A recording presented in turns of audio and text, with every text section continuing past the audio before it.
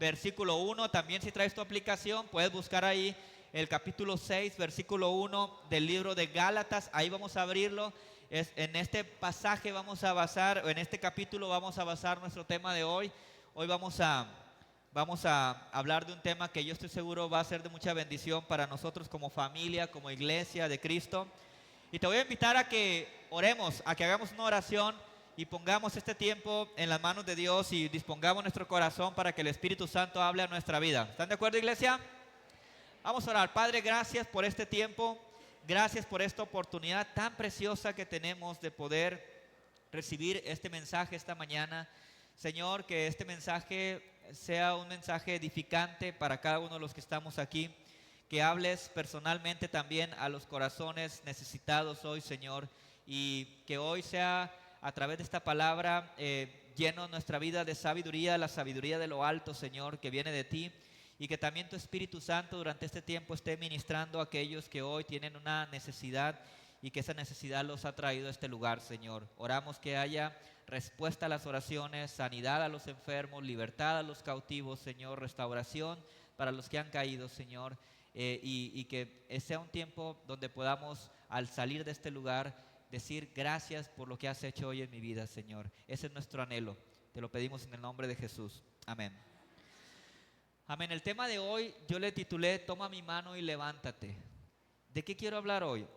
Quiero hablarte de algo que sucede muchas veces en las familias, y en este caso vamos a hablar de la familia en la fe, la iglesia, donde de repente en algún momento de nuestro caminar como familia, como hermanos, como iglesia en este caso, alguien de nuestros hermanos en la fe cae y peca y pues vienen consecuencias a su vida. A veces las fallas son tan grandes que causan daño también a muchas personas. Y cómo tratamos, cómo Dios quiere que nosotros tratemos como iglesia, como familia, la caída de un hermano o una hermana en la fe. Siempre decimos que somos una familia, ¿verdad? Y lógicamente cuando alguien falla, cuando alguien cae, esto afecta a la familia. Esto trae dolor, esto trae tristeza a la familia. Y también obviamente a la persona que pues cayó y los cercanos a él, pues trae sus consecuencias también.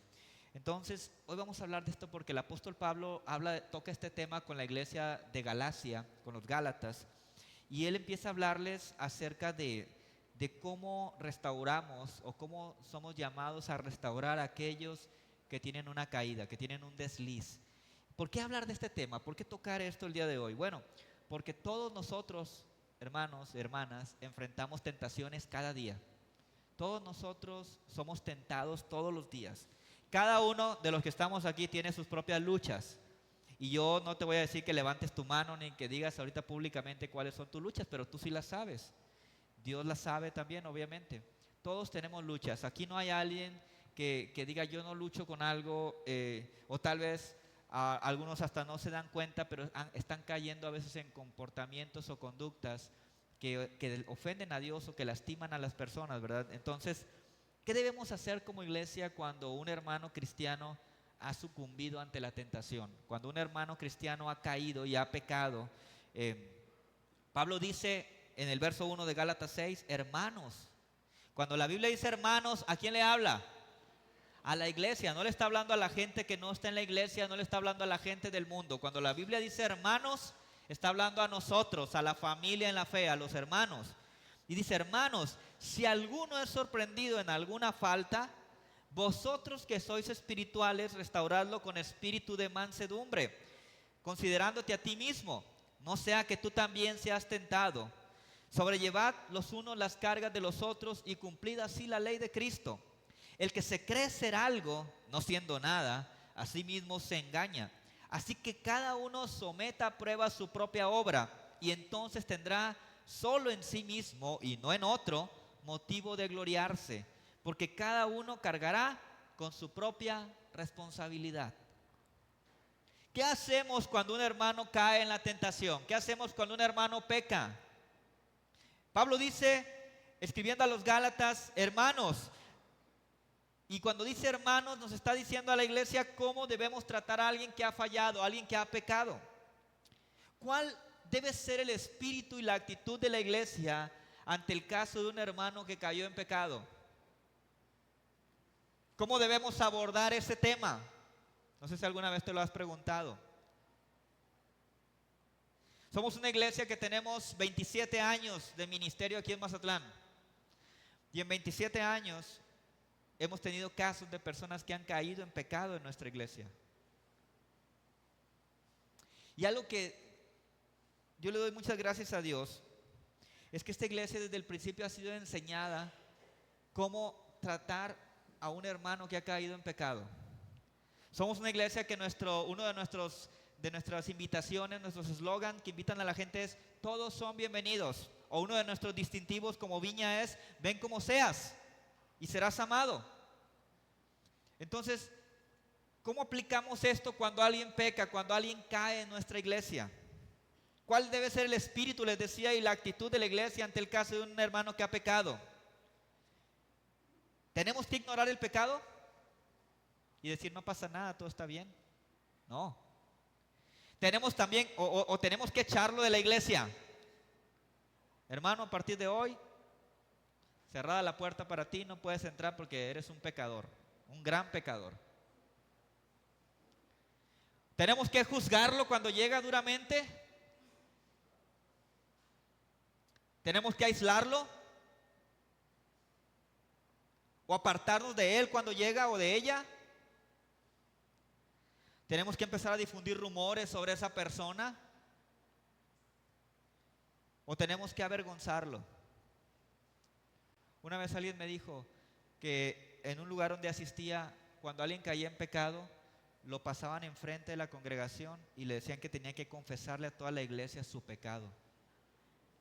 O sea, los hermanos que ni en cuenta, ahí se enteraban. ¿Qué manera de avergonzar a alguien? Pasarlo al frente para que confiese a personas que ni siquiera sabían ni por aquí enterados lo que hizo. ¿Tenemos que hacer eso? ¿Tenemos que avergonzar a alguien que ha pecado? Porque quiero decirte una gran realidad, ¿eh? Todo verdadero cristiano puede caer en pecado. Tú puedes caer en pecado. No, pastor, ¿cómo? Yo no. Es más, has pecado. Todo cristiano puede caer en pecado.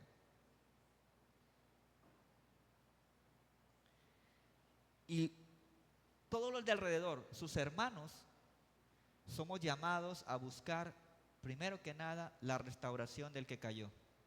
Ese es el llamado de Dios para la iglesia.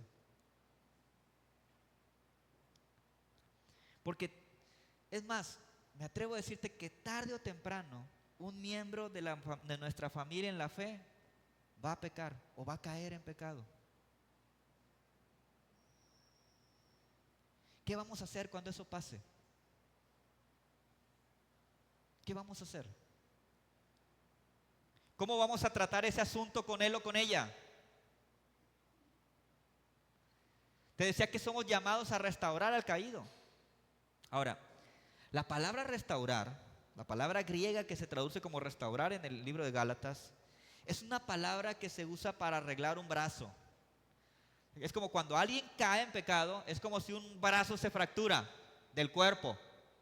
Y la palabra restaurar es poner el yeso, ¿verdad? O la fédula para restaurar ese brazo, para que solde otra vez.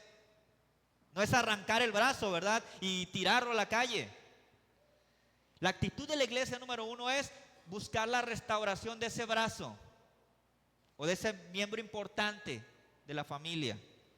Porque restaurar, les decía, se usa para arreglar un brazo o una pierna fracturada. O también usaban la palabra esta para arreglar redes. Qué interesante, ¿no?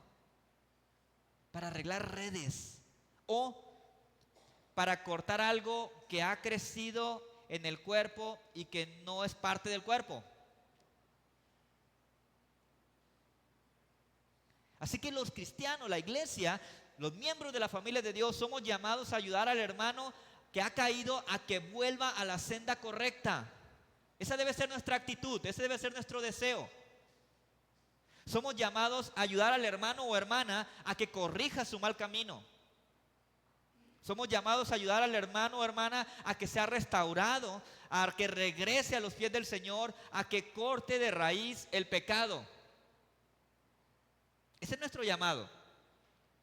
Entonces Pablo aborda este tema porque como iglesia podemos fallar al enfrentar una situación como esta. Es muy fácil cuando algo así pasa extender el dedo acusador y señalar o juzgar a la persona que ha fallado. Pero recuerda que la iglesia está compuesta de personas que están siendo perfeccionadas por Dios. O sea, en la iglesia no hay gente perfecta. Ninguno de ustedes es perfecto, ni yo lo soy tampoco. Pero también la iglesia está formada o conformada por personas que están bajo ataque constante del enemigo. Tú eres un blanco del diablo allá afuera y aquí adentro también. Tú eres un blanco del diablo. Porque si tú estás queriendo caminar con Dios, Él está buscando cómo meterte el pie para que tú caigas.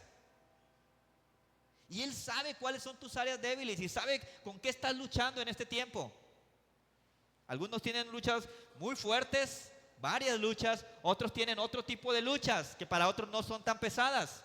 Pero cada quien tiene su propia lucha y el diablo conoce las debilidades de cada uno de nosotros y nos ataca constantemente. El diablo dice, ¿para qué ataco al que está afuera? Aquel ya, allí está en las manos mías, ¿verdad? Aquel ni tengo que decirle nada. Pero al que está buscando a Dios, a ese sí. Y por eso a veces hay cristianos que dicen, ay hermano, ¿por qué me siento tantos problemas? ¿Por qué tantas tentaciones? Bueno, porque si estás buscando a Dios, eres un blanco del diablo. Pero recuerda que Jesús contestaba con la palabra cuando fue tentado y el diablo se iba y se iba y se iba y se iba y nunca pudo hacerlo que cayera en su engaño hasta que el diablo se fue. Porque somos más que vencedores en Cristo, amén. No hay tentación más fuerte que el poder de Cristo. Es más, nosotros tenemos la potestad de decir no a la tentación.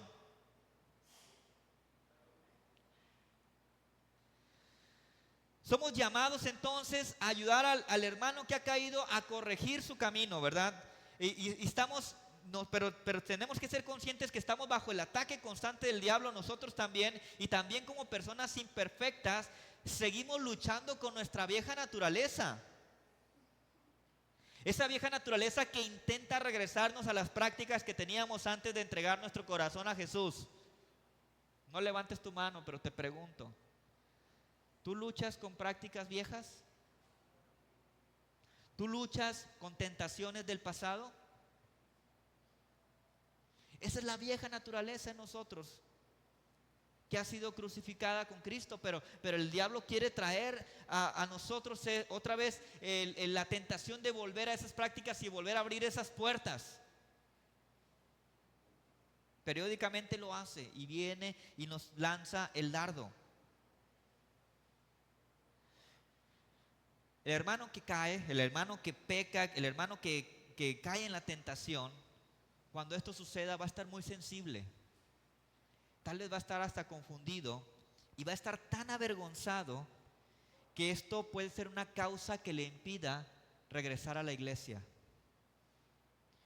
En 27 años hemos visto muchos casos de personas que no pueden con la vergüenza y la culpa que trae el pecado a sus vidas. Cuando una persona ama a Dios pero peca, cae, el diablo inmediatamente va a atacar con dos armas muy poderosas que utiliza, que es la vergüenza y la culpa. Hay personas que sienten que todos los están mirando y todos los están juzgando y a veces no es real, pero es el peso de la culpa, el peso de la vergüenza que trae el pecado a sus vidas. Y muchos no pueden con eso y con el dolor de nuestro corazón hemos visto irse mucha gente que no puede con la vergüenza. Nuestro deseo y nuestro mayor llamado en este tipo de temas es para que esas personas puedan reconciliarse con Dios y puedan seguir siendo parte de la familia. A veces no va a depender de nosotros, pero en lo que dependa de nosotros, la Biblia nos exhorta a que nosotros busquemos la restauración del caído. Como iglesia entonces tenemos que ser cuidadosos y recordar siempre y tener presente que el ministerio de la reconciliación y la restauración es el ministerio de Dios. Ese es el ministerio al cual Dios nos ha llamado.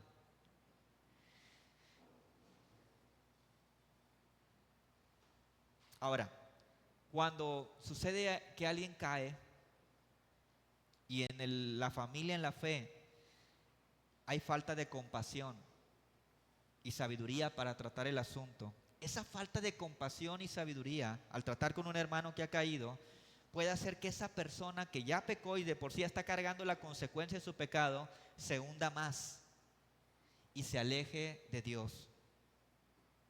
Así que Pablo, inspirado por el Espíritu Santo, da a la iglesia algunas instrucciones que nos llevan a entender cómo tratar correctamente este tipo de situaciones.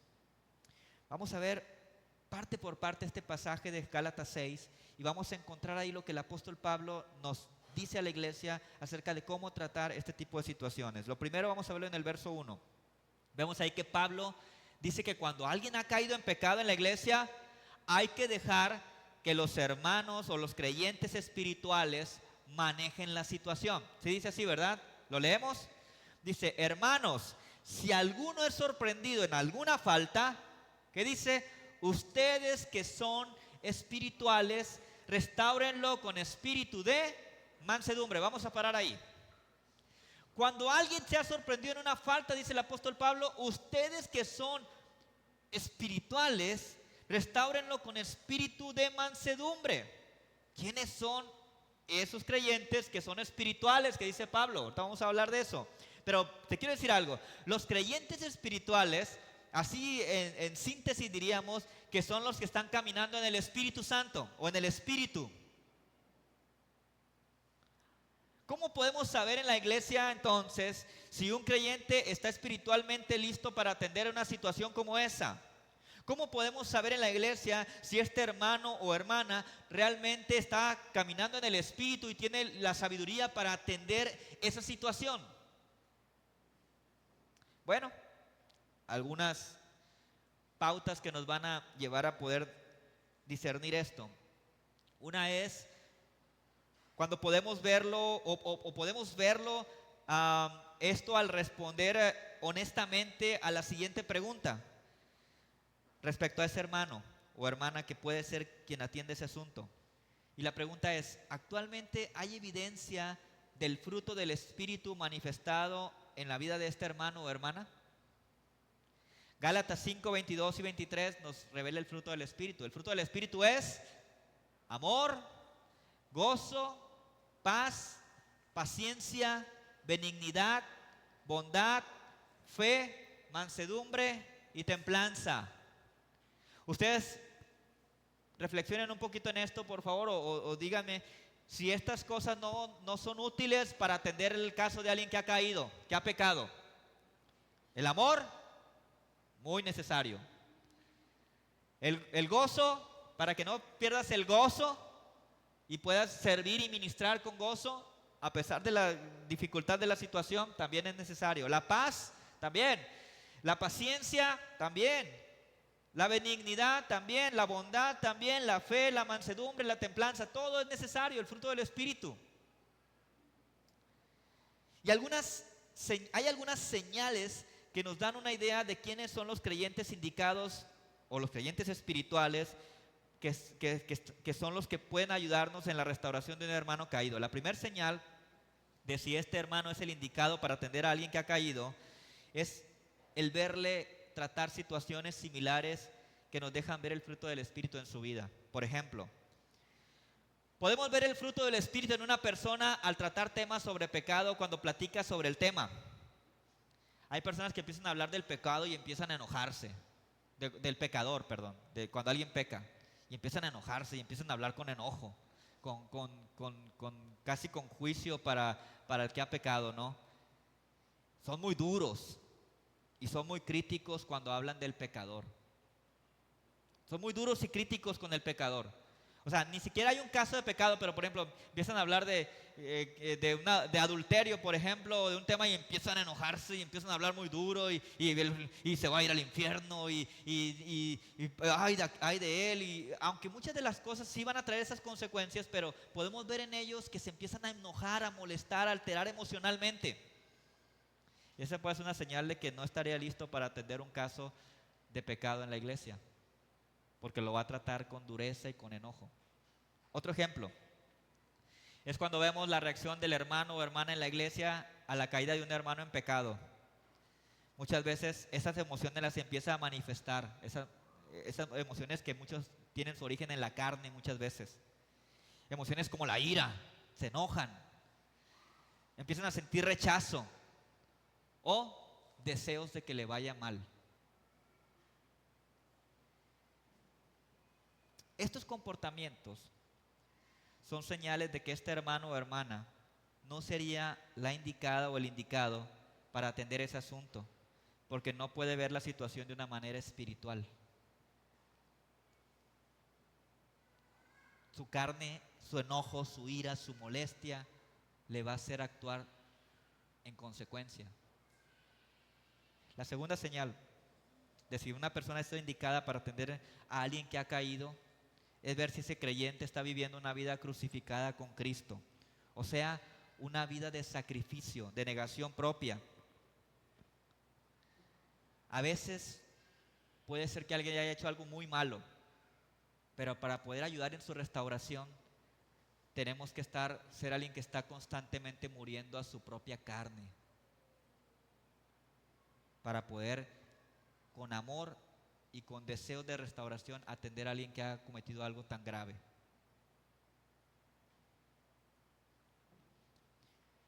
¿Qué es lo que hace la gente, por ejemplo, cuando sale una noticia en las redes o en los noticieros de alguien que hizo algo terrible? Mucha gente, ¿qué es lo que dice? Ojalá se muera, ojalá le hagan lo mismo, ojalá en la cárcel ojalá lo refundan en la cárcel, ¿verdad? Esas son las emociones hablando o escribiendo. Ese es el enojo, la ira. Y puede ser que haya hecho algo muy terrible y que sí hay una razón por la cual gente podría estar muy enojada y muy lastimada y muy ofendida. Pero entonces no podríamos poner a esas personas a buscar la restauración del caído, porque lo va a ahorcar. Lo va a ahorcar. Por eso dice Pablo, ustedes que son espirituales, restáurenlo. La tercera señal de si es la persona indicada para atender a alguien que ha caído en la iglesia es si ese creyente ha crucificado la carne con sus pasiones y lujurias. Porque tal vez quien quiera buscar la restauración de esa persona cojea del mismo pie. ¿Sí han oído ese dicho, verdad? Cojea del mismo pie. Y por lo tanto, una tendencia de alguien que cojea del mismo pie es a minimizar el asunto. No es tan grave, no pasa nada. Y ese es el otro extremo. Sí pasa algo. Tiene que arrepentirse, porque para ver que haya restauración tiene que haber arrepentimiento. Entonces, si alguien que cojea del mismo pie va a ir a atender, por ejemplo, alguien fue descubierto en un gran robo y otra persona tiene problema con el robo y va a llegar y va a decir, no es tan grave, no pasa nada, no fue tanto dinero lo que agarraste. A lo mejor está cojeando del mismo pie y no es la indicada para buscar la restauración.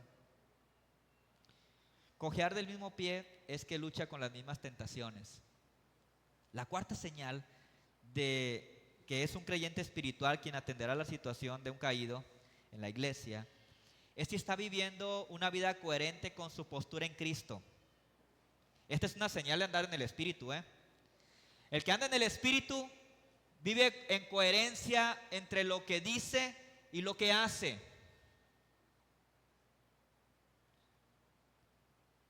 Si una persona quiere ayudar en la restauración de un caído, pero tiene una doble vida, no es la indicada para poder ayudar en la restauración de alguien que ha caído.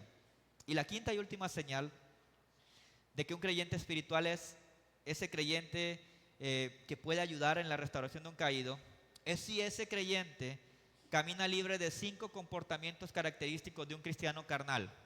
Para los que les gusta anotar, 5 comportamientos característicos de un cristiano carnal. Número 1, superespiritualidad. Un cristiano carnal es alguien que se cree superespiritual, ¿sí? Que se cree lo máximo como cristiano, perfecto casi. Otra característica de un comportamiento carnal es la envidia. Si ese cristiano es envidioso y practica la envidia, no está listo para ayudar a la restauración de un caído. Número 3, si hay orgullo, si es alguien que es orgulloso o arrogante, tampoco está calificado para atender la caída de alguien en pecado. Número 4, si hay celos, si es alguien celoso, tampoco. Y número 5, si es egoísta, si tal es lucha con el egoísmo, tampoco. Pablo dice que cuando alguien ha caído en pecado en la iglesia, debe de ser ministrado y buscar la restauración por los cristianos espiritualmente listos para hacerlo, que andan en el espíritu.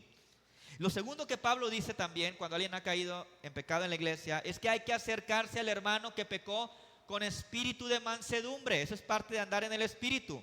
Dice la segunda parte del verso 1, restáurenlo con espíritu de mansedumbre. ¿Cuántas veces falta ese espíritu en los que intentan tratar con estas situaciones? A veces en vez de mansedumbre vemos a muchos duros contra el que pecó. Vemos a muchos enojados con juicio contra el que pecó, reprobándolo, censurándolo, lo rechazan, lo condenan, empiezan a murmurar del que pecó. Esta forma de abordar la situación en nada ayuda a la restauración del caído, al contrario, lo hunde más. Esto no es lo que la Biblia manda a la iglesia al tratar con los que han fallado. La Biblia manda a la iglesia acercarse al hermano ¿con qué? ¿Con espíritu de qué? Mansedumbre, ¿verdad? Y esto se refiere a ser cordial, a ser tierno, a ser cálido, a ser amoroso y a ser cuidadoso. Alguien con espíritu de mansedumbre es alguien que tiene bien clara la línea entre justificar o solapar pecado contra rechazar, condenar o tratar con demasiada dureza al que ha pecado. Hay una línea muy delgada en eso. No es que llegar con espíritu de mansedumbre es que le vamos a decir que estuvo bien lo que hizo, o que no es muy grave, o que no le falló a Dios. Claro que sí. Pero tratarlo con espíritu de mansedumbre no es que lo vamos a tratar tampoco como una víctima. Restaurarlo con espíritu de mansedumbre es hacerle saber y sentir que aunque falló gravemente, aunque hizo mucho mal, Dios no lo desecha si él procede al arrepentimiento o ella. ¿Sí me explico, iglesia? Dios quiere que esa sea nuestra forma de acercarnos. Porque el arrepentimiento y el perdón son la clave para la restauración. Sin arrepentimiento y sin perdón al mismo tiempo, no hay restauración. En cualquier relación fracturada, tiene que haber esos dos ingredientes: arrepentimiento y perdón. El que ofendió está realmente arrepentido y el que fue ofendido está dispuesto a perdonar. Cuando esas dos cosas suceden, hay restauración. Pero cuando no hay una de las dos cosas, no hay restauración. Puede ser que alguien esté dispuesto a perdonar a alguien que falló, pero el que falló no está arrepentido. Entonces no hay restauración. Porque el que falló va a seguir fallando y va a seguir pecando y va a seguir lastimando muchas veces. Entonces tiene que haber esos dos ingredientes: arrepentimiento y perdón, para que haya restauración. Lo tercero que Pablo dice de cómo tratar a alguien que ha caído en pecado en la iglesia es que hay que considerarse a sí mismos, porque todos podemos ser tentados y pecar. Dice la última parte del verso 1: piensa en ti mismo, no sea que tú también o no sea que también tú seas tentado. Cuidado con eso. Pablo quiere que la iglesia tenga presente algo. Hay una fuerte posibilidad de cualquiera de nosotros peque en algún momento. Hay una fuerte posibilidad. ¿Te acuerdas cuando Jesús preguntó? O cuando Jesús estaba con los discípulos sentados en la mesa en la última cena, y él dijo, uno de ustedes me va a entregar. ¿Y qué empezaron a decir cada uno de los apóstoles? Yo no, yo no, yo no, jamás. Estoy dispuesto a morir contigo, le dijo uno. Aunque todos te abandonen, dijo Pedro, yo no te dejaré. Pedro, esta misma noche antes de que el gallo cante me habrás negado 3 veces. Y así fue. Porque esa es la tendencia natural del ser humano cuando no está en la situación, ¿verdad? Decimos, hay una gran posibilidad de que cualquiera de nosotros peque en algún momento. No, yo no. Yo no. Jamás. Pero no sabemos qué puede pasar. No queremos. Y por eso estamos aquí, fortaleciéndonos en el Señor, para que eso no suceda. Pero hay una fuerte posibilidad de que en algún momento suceda. Lo que pasa es que hay pecados que son tan graves que se descubren y hay otros que son escondidos, pero Dios lo sabe. Entonces debemos preguntarnos, partiendo de esto, al tratar con alguien que ha caído, ¿cómo me gustaría a mí ser tratado si yo pecare? Pero después me arrepintiere sinceramente. ¿Cómo me gustaría ser tratado?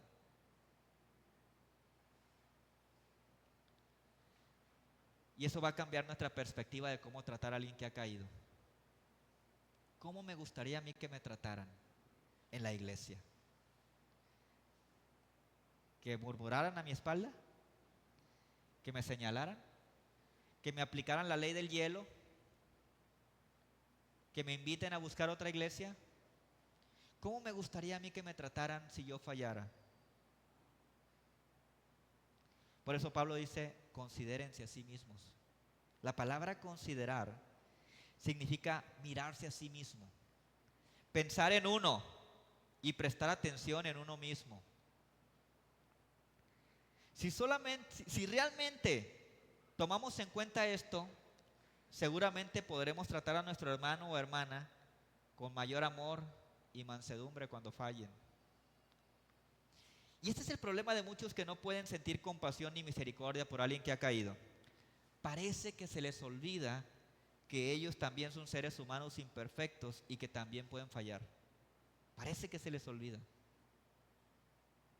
Y esta falta de compasión y misericordia por el que cae puede ser una señal de falsa religiosidad con la cual se enfrentaba Jesús muchas veces y que tanto daño le ha hecho a la iglesia a lo largo de la historia.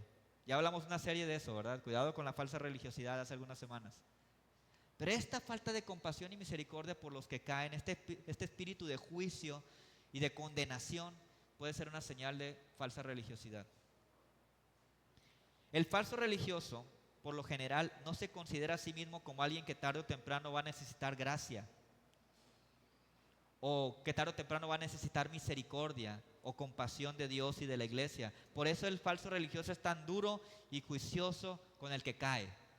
No piensa que en algún momento va a ocupar esa gracia y esa misericordia y compasión. 1 Corintios capítulo 10, verso 12, el apóstol Pablo le escribe a los corintios y les dice: así que el que crea estar firme, tenga cuidado de no caer. En otra versión dice: el que crea estar firme, mire que no caiga.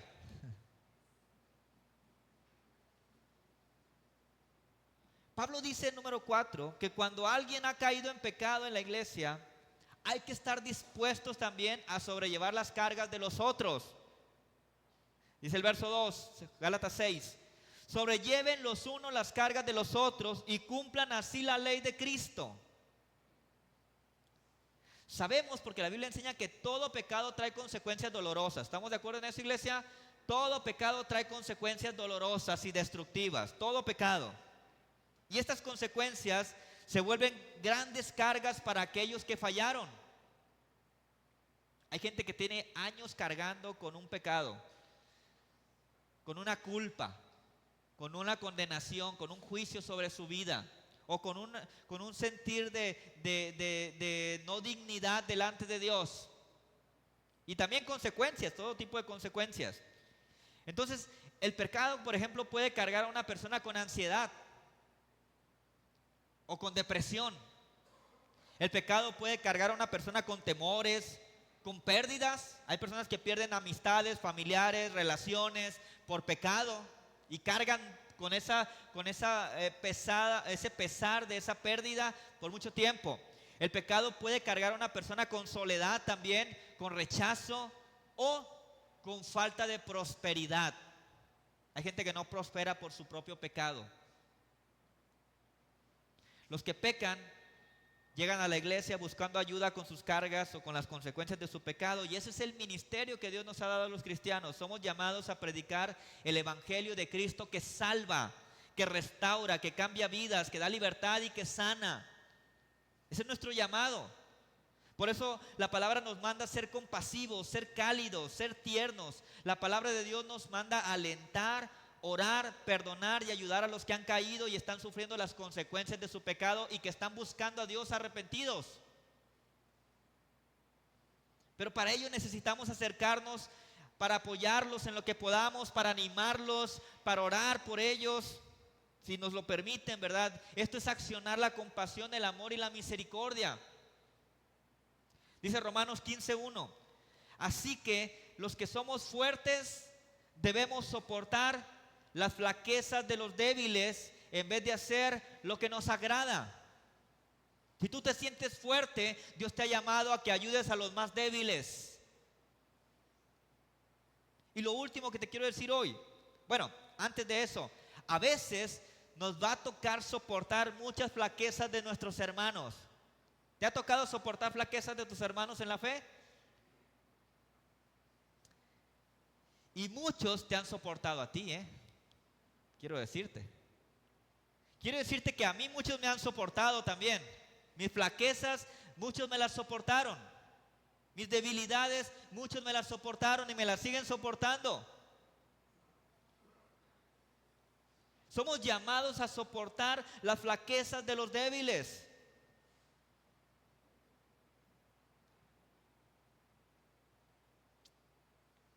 Pablo dice que cuando alguien ha caído también, otra cosa que hay que hacer como iglesia es mantenernos humildes en todo momento. Verso 3. Porque el que se cree ser algo y no es nada, ¿qué dice? A sí mismo se engaña. Este es el grave problema del que carece de amor y compasión para el que ha caído. Se siente más espiritual, se siente más santo y por lo tanto se siente más calificado que el que falló. Se vuelven los defensores de la santidad. Porque como yo soy santo, me creo santo, santo relacionado con perfección, porque somos santos gracias a la obra de Cristo, ¿verdad? Eso lo enseña la palabra. Pero muchos se creen perfectos en no falla, entonces se vuelven los defensores de la santidad en la iglesia. Y lo disfrazan a veces diciendo, es que es el celo de Dios. Es el celo de Dios. Y entonces son dos defensores de la santidad. Y eso les permite condenar, juzgar, rechazar a muchas personas que no son tan santos como ellos o tan perfectos. No cumplen sus estándares. Pablo dice que hay muchos que se creen algo no siendo nada. Porque todos fallamos y hemos fallado igual o peor que aquel a quien juzgamos. Dios espera que nos mantengamos humildes en todo tiempo y en toda situación. Esto lo hacemos cuando confesamos nuestra propia insuficiencia. No solo es confesar con la palabra, sino sentirlo en nuestro corazón, que somos insuficientes y estamos aquí por gracia. Gracia es el favor de Dios no merecido. Por nuestras obras no lo merecemos, pero es por gracia que estamos aquí. No porque somos mejores que otros. Y eso nos debe mantener humildes, tener claro esto. La falta de humildad de muchos cristianos es el motivo por el cual hay tantos hermanos caídos que son dejados fuera de la comunión de la iglesia, porque se les considera inadecuados, se les considera menos espirituales, se les considera menos capaces, se les considera demasiado manchados, se les considera más débiles, se les considera insuficientes por muchos hermanos. Y obviamente esta actitud es contraria al Espíritu de Cristo. El verso 3 dice, no siendo nada. Cristo vino a salvar a los nada. O sea, nosotros no éramos nada y no somos nada sin Cristo. Pero así nos amó y nos salvó. Cristo vino a salvar a los nada. O sea, los pecadores entre los cuales estábamos nosotros y aún lo estamos porque pecamos ocasionalmente y no somos nada sin Cristo. Separados de Él nada podemos hacer, no somos nada. Así que ninguno de nosotros es mejor que otros, al menos no en cuanto a justicia y santidad. Todos somos pecadores ante los ojos de Dios. Y si somos salvos y perdonados, es por la gracia de Dios, por el amor de Dios, por la misericordia de Dios. Por lo tanto, en la iglesia no debe haber lugar para el orgullo espiritual. En la iglesia no hay más santos que otros. En la iglesia hay santos. Esto es personas que han sido apartadas para Dios y que han aceptado el regalo de la salvación. Cuando el creyente entiende esta verdad, entonces está preparado para salir y ayudar a restaurar al hermano que se ha equivocado. Cuando el creyente entiende esta verdad, entonces será de aquel grupo de personas espirituales que menciona Pablo que deben restaurar al caído. Vamos a ver Romanos 12:16 y dice, vivamos como si fuéramos uno solo. No seamos, ¿qué dice ahí? ¿No seamos qué? A ver, iglesia, ¿ya se me durmieron? ¿No seamos qué? Altivos. No seamos altivos, sino juntémonos ¿con quién? Con los humildes. No debemos creernos más sabios que los demás. El apóstol Pablo nos dice eso. Y termino con la última parte del capítulo 6, versículos 4 al 5 de Gálatas, que dice, así que cada uno ponga a prueba su propia obra y entonces tendrá motivo de jactarse, pero solo respecto de sí mismo y no por otro, porque cada uno llevará su propia carga o responsabilidad, ¿verdad? Dice. Pablo dice que cada uno debe examinar y juzgar su propia vida y no la vida de un hermano que ha caído. Si pasamos la prueba de nuestra propia vida, dice Pablo, entonces podremos alegrarnos por lo que Dios ha hecho en nosotros. Pero no podemos poner a prueba la vida de otros porque eso no nos corresponde. Entonces Pablo termina diciendo que debemos tomar conciencia de nuestros propios deberes y responsabilidades porque cada uno llevará su propia responsabilidad. Y cuando nos ocupamos de juzgar las cargas de otros, nos volvemos metiches. Porque no nos corresponde.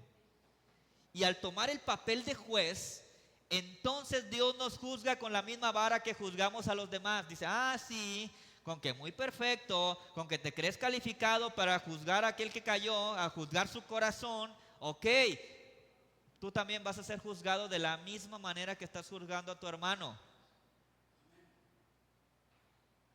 Con esa minuciosidad que viste lo que hizo y el juicio tan fuerte que le hiciste, así mismo vas a ser juzgado tú también. Y entonces al final salimos con una gran pérdida nosotros. Porque no somos llamados a juzgar lo que no nos corresponde.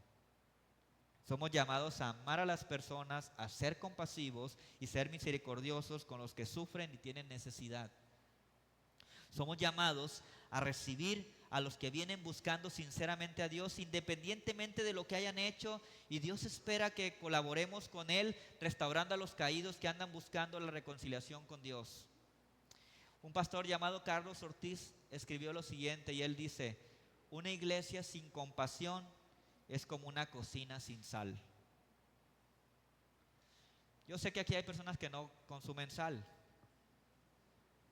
pero por lo general la mayoría nos gusta el sabor que le da la sal a la comida. Y cuando no hay sal en la cocina, andamos desesperados buscando en la tienda una bolsita de sal. No importa que no sea de la que haya, ¿verdad? Cuando no hay sal. Una iglesia sin compasión es como una cocina sin sal. El sabor de la iglesia debe ser el amor y la compasión. De hecho, John Wimber, el fundador de la viña, ilustraba la viña como un cuerpo. Decía, hablando del cuerpo de Cristo, ¿verdad? La iglesia como el cuerpo de Cristo. Y decía que en el cuerpo de Cristo, y mostrando la iglesia como cuerpo de Cristo, él ilustraba y cada extremidad o cada parte del cuerpo tenía como un distintivo, ¿no? Por ejemplo, pues sabemos que la cabeza es Cristo, ¿no? Eso nadie la puede mover, es la cabeza de la iglesia, es Jesucristo.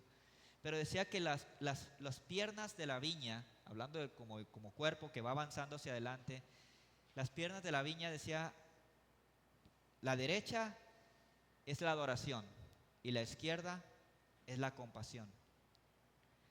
Lo que queremos que nos haga caminar y avanzar son la adoración y la compasión. Si algo va a distinguir a la viña en su caminar, en su avanzar, predicando el reino de Dios y el evangelio, es la adoración sincera, íntima, y la compasión por los necesitados. Porque una iglesia sin compasión es como una cocina sin sal. Así que hoy me gustaría que tengamos un tiempo para reflexionar. Porque hablamos de pecado hoy. Hablamos de pecado y el daño que puede causar el pecado a la vida de una persona y a los que le rodean. Y Dios no quiere eso. Dios quiere que todos los que en algún momento reconocen que han pecado, son conscientes de su pecado, puedan proceder al arrepentimiento. Y la iglesia debe ser un lugar seguro para los que están buscando reconciliarse con Dios. Cuando digo un lugar seguro, es un lugar donde las personas pueden libremente poder expresar lo que hay en su corazón a Dios sin el temor de que alguien los va a juzgar, los va a señalar, los va a condenar, los va a correr o les va a poner ahí una estrellita que dice malo o mala porque pecó. Entonces debe ser un lugar seguro. Yo quisiera que tuviéramos un tiempo hoy para reflexionar en nuestra vida, porque tal vez hay algo que estamos haciendo que no es agradable a los ojos de Dios. Como te decía hace ratito, el pecado siempre trae consecuencias, no solo al que falla, sino también a los que están alrededor de él o de ella. Entonces, la palabra de Dios nos anima a que nosotros nos pongamos a cuentas con Dios. Si venimos con Dios y nos arrepentimos, Él nos oye y Él nos perdona. Y tal vez hoy aquí alguien necesita reconciliarse con Dios. ¿Por qué no salir de este lugar libre de esa carga? El pecado trae carga a nuestra vida, el pecado trae dolor y sufrimiento a nuestra vida. ¿Por qué no poder decir, estoy libre de culpa y de vergüenza esta mañana porque Dios ha perdonado mis pecados, porque Dios me ha perdonado mis fallas?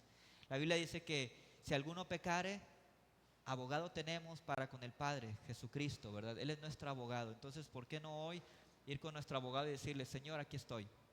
Yo te he fallado y yo quiero pedirte perdón. No te voy a decir que pases al frente ni que lo hagas público, ¿verdad? Va a ser algo del corazón, algo nosotros con Dios. ¿Qué les parece? Nos ponemos de pie, por favor, y vamos a prepararnos para poder tener este tiempo con Dios. Porque